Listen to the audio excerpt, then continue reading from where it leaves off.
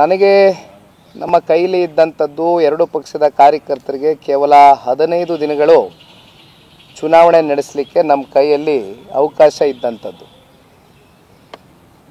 ಬಹುಶಃ ಕಾಂಗ್ರೆಸ್ನ ಪಕ್ಷ ಯಾವಾಗ ಕಳೆದ ಲೋಕಸಭಾ ಚುನಾವಣೆ ಸಂದರ್ಭದಲ್ಲಿ ಒಂದು ಅನಿರೀಕ್ಷಿತ ಬೆಳವಣಿಗೆ ಆಯಿತು. ಸನ್ಮಾನ್ಯ ಕುಮಾರಣ್ಣವರು ಕೇಂದ್ರಕ್ಕೆ ಬರಬೇಕಾಗಿ ಬಂತು, ಮಂಡ್ಯದಿಂದ ಸ್ಪರ್ಧೆ ಮಾಡಬೇಕಾದಂಥ ಪರಿಸ್ಥಿತಿ ಸೃಷ್ಟಿಯಾಯಿತು.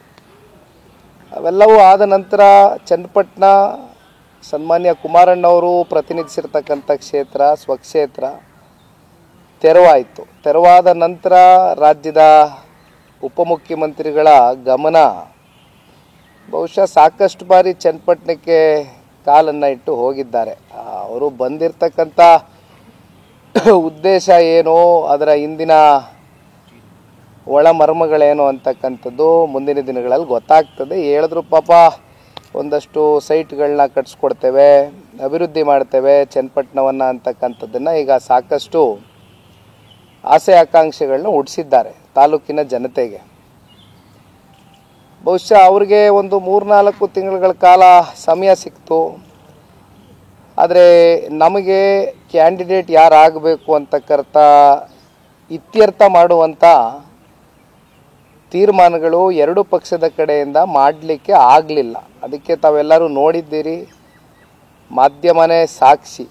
ಇಡೀ 7.5 ಕೋಟಿ ಕನ್ನಡಿಗರಿಗೆ ತಾವೆಲ್ಲವೂ ಕೂಡ ಸವಿಸ್ತರವಾಗಿ ಪ್ರಸಾರವನ್ನು ಮಾಡಿದ್ದೀರಿ. ಅದರಲ್ಲೇನು ಮುಚ್ಚುಮರೆ ಮಾಡ್ತಕ್ಕಂಥದ್ದು ಏನಿಲ್ಲ. ಅನಿರೀಕ್ಷಿತವಾದಂಥ ಬೆಳವಣಿಗೆ, ನಾನು ಚುನಾವಣೆಗೆ ಸ್ಪರ್ಧೆ ಮಾಡಬೇಕಾಗಿ ಬಂತು.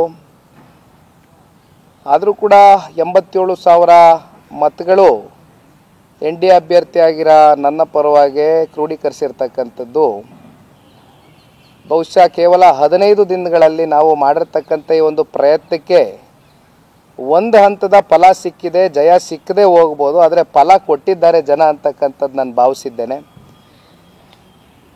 ನಾನು ಹೆಚ್ಚು ಕಾರಣಗಳು ಹುಡುಕ್ಲಿಕ್ಕೆ ಹೋಗೋದಿಲ್ಲ. ನಾನು ಪ್ರಾರಂಭದಲ್ಲಿ ಇವಾಗ ಮಾತನಾಡಬೇಕಾದ್ರೆ ಹೇಳ್ತಾ ಇದ್ದೆ, ಕೊನೆಯ 24 ಗಂಟೆ 48 ಗಂಟೆ ಒಳಗಡೆ ಏನು ಗೃಹಲಕ್ಷ್ಮಿ ಯೋಜನೆ ಹಣಕಾಸನ್ನು ಹೆಣ್ಣು ಮಕ್ಕಳ ಖಾತೆಗಳಿಗೆ ಬ್ಯಾಂಕ್ ಮೂಲಕ ಡೆಪಾಸಿಟ್ ಮಾಡಿ ಯಾವ್ಯಾವ ರೀತಿ ಸರ್ಕಾರ ರಾಜ್ಯದ ಜನತೆಯ ಖಜಾನೆಯ ದುಡ್ಡದು, ತೆರಿಗೆ ಮೂಲದಲ್ಲಿ ಕನ್ನಡಿಗರು ಕಟ್ತಕ್ಕಂಥ ದುಡ್ಡನ್ನು ಇವತ್ತು 5 ಗ್ಯಾರಂಟಿಗಳ ಹೆಸರಲ್ಲಿ ಇವತ್ತೇನು ಸರ್ಕಾರ ನಡೆಸ್ತಾ ಇದ್ದಾರೆ.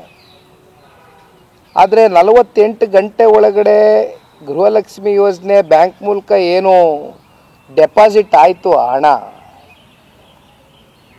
ಹಾಗಿದ್ರೆ ಇದು ಪ್ರಶ್ನೆ ಮಾಡಲೇಬೇಕಾಗ್ತದಲ್ವೇ?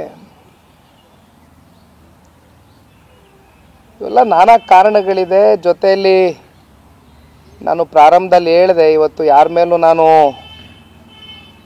ಸುಮ್ಮನೆ ತಪ್ಪನ್ನು ಹೊರಿಸ್ತಕ್ಕಂಥ ಕೆಲಸ ಮಾಡೋದಿಲ್ಲ.